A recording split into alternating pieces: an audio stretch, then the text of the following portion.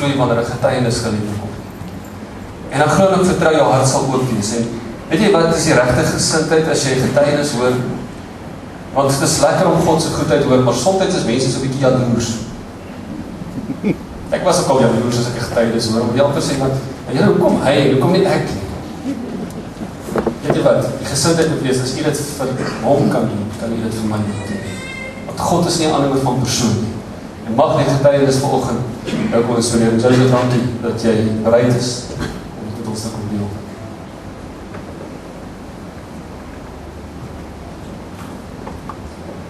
Verskoon my net 'n oomblik, ek moet net hierdie iPad se regte bladsy kry.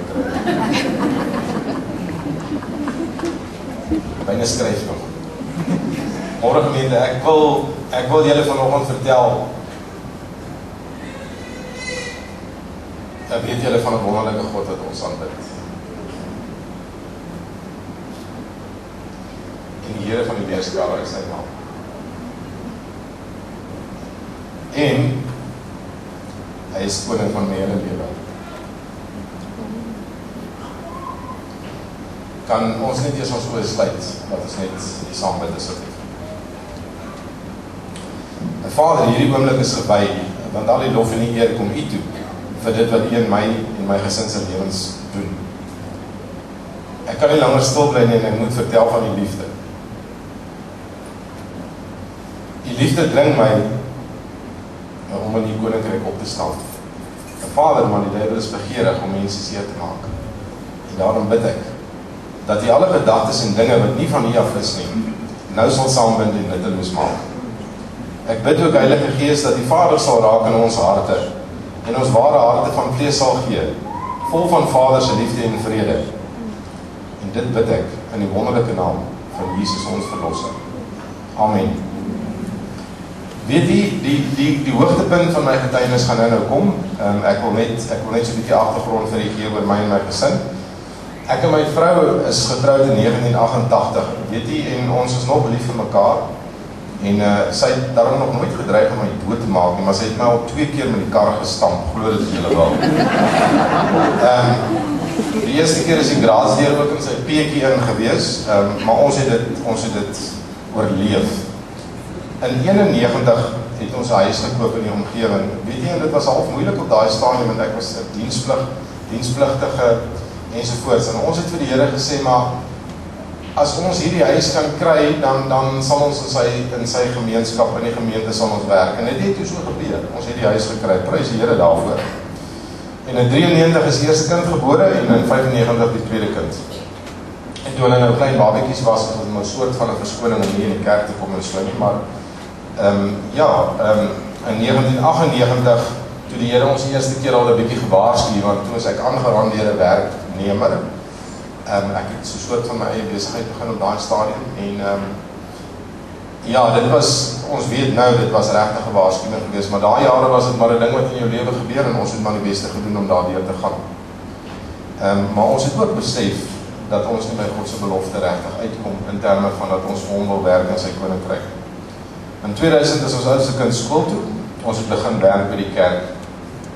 Maar ons het so hard kerk gehou. Ons het die Here verby kerk gehou. Ons het die Here gemis. Ons was besig met allerlei verskillende tipes van bediening. Dit was kinderkrans, kinderaksies geweest. Dit was kermisse, fondsinsameling, dit was talentkompetisies met klank. En ons het eenvoudig net die Here gemis. Ons het nooit regtig 'n passievolle verhouding met die Here gehad. Maar wat wel gebeur het, is ek as pa van die huis,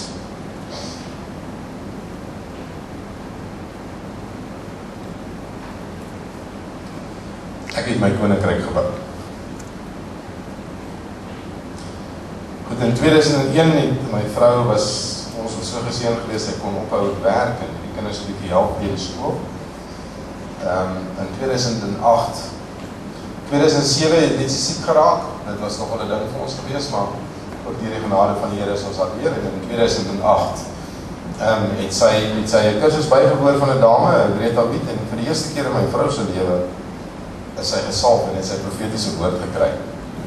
En sy het ook daarop begin aandring dat ons 'n bietjie weier moet soek na God in terme van dat ons miskien ander bedienings moet bywoon ensovoorts. Jy sien, ons was in 'n groef ingewees en dit was nie so maklik. Vir my was dit nie baie maklik om daarby uit te kom nie. Ek het maar die handbrek styf opgetrek ensovoorts.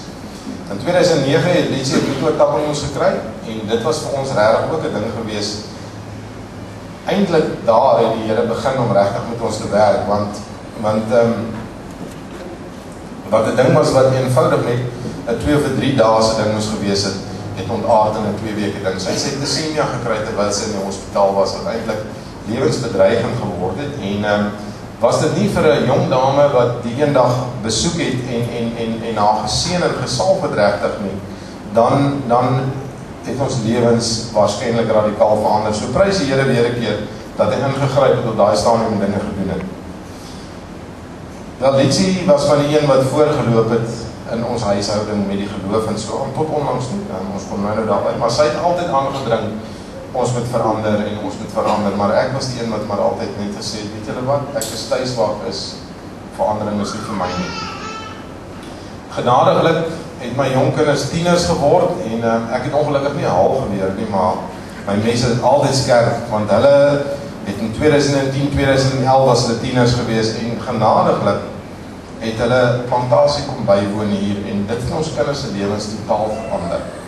Weet jy, dis 2 meisiekinders wat gelukkig is dit die seuns, want hulle het nog nooit vuis geslaan nie, maar hulle is baie keer nogal in mekaar se hare en maar dit plantasie hier het hulle lewens nogal verander. En in 2011, die einde van 2011 het ons lewens ook 'n bietjie verander. My lewe spesifiek, want toe was daar 'n kerkkamp gewees en ek het 'n klomp seuns aangespreek en dit het nie goeie gevolge gehad nie. Ek moes aan die einde van die dag die seuns om verskoning vra, wat die regte ding was om te doen, maar daar was verhoudings wat natuurlik in die proses totaal en al vernietig was. Alhoewel dit voel vir 'n mens en 'n mens sê daar is versoening en 'n mens kan dit bewerkstellig, maar op daai stadium in die geveg was dit regtig 'n baie ding. En ons het besluit om regtig ander dienste by te woon, ander kerke te besoek. En so het dit gekom dat ons hier na dienste kom beluister. En glo my wat ek sê, dit was die eerste keer in my hele lewe dat ek hier in die kerk in 'n bank gesit het.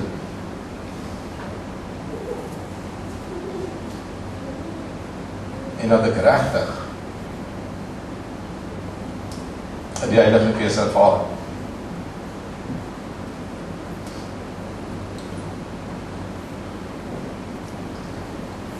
Julle sien in 2012, na afloop van 'n gemeentebediening hier, kom daar 'n wildvreemde dame na my vrou toe geloop. Sy is van 'n ander gemeente af. Hier is van hier. En sy sê vir my vrou, weet jy wat? Die Here sê ek moet vir julle sê, julle gesin is gereed om heeltemal oor te gee. Weet jy, in ons monde hang oor, wow, want niemand het nog ooit vir ons so gesê nie. Wat nog van 'n vrou wat sê, maar die Here sê dit in opdrag. En dit was vir ons fenomenaal. 'n Week of 2 daarna is die voorsang, terwyl die voorsang aan die gang is, Gert het dit gelei, stop hy die voorsang met eensklaps en hy sê, maar die Here sê, daar sit 'n man met sy vrou en kinders in hierdie gemeente en hy is bang om die stap te neem om oor te gee. Maar die Here sê, moenie bang wees nie, want alles wat jy het en wat jy is, kom uit my hand en ek wil soveel meer vir jou gee. En ek het maar gedink, miskien is dit vir iemand anders gesê, en op pad huis toe sê my een dogter, Dad, maar het daai oom met papa gepraat. Nou ja, dit was die pits, want almal het gehuil. Daarna het ek Nolan gebel, hy sê, wel, niemand anders het hom gebel nie, die woord was waarskynlik vir jou, en daar het die vader begin, om regtig 'n akkiete pad met my te stap. Jy sien wat ek vandag besef, is die Here het al geweet wat voor lê in my lewe wat wag, en hy was met 'n baie akkiete voorbereidingsproses besig, om my voor te berei, vir dit wat ek uiteindelik moet doen in sy koninkryk, soos wat God beplan het. Baie keer wanneer die Here iets met jou doen, of met jou laat gebeur, dan maak dit nie dadelik sin nie. Maar weet jy wat, moenie die Here vooruitloop nie, hy sal vir jou wys op sy tyd, wanneer jy op die regte plek is, en nie iemand gaan mis, wat hy wil hê oor jou pad moet kom. Dikwels tydens eredienste het ek in die teenwoordigheid van die Vader gesukkel om trane terug te hou. En baie keer was ek hartseer, want ek het besef, Vader doen so baie vir my, ten spyte daarvan dat ek bykans geen Godvrug in my lewe dra nie. Ek het begryp dat Vader nog maar altyd vir my daar was, al was my optrede in sy koninkryk vernietiging.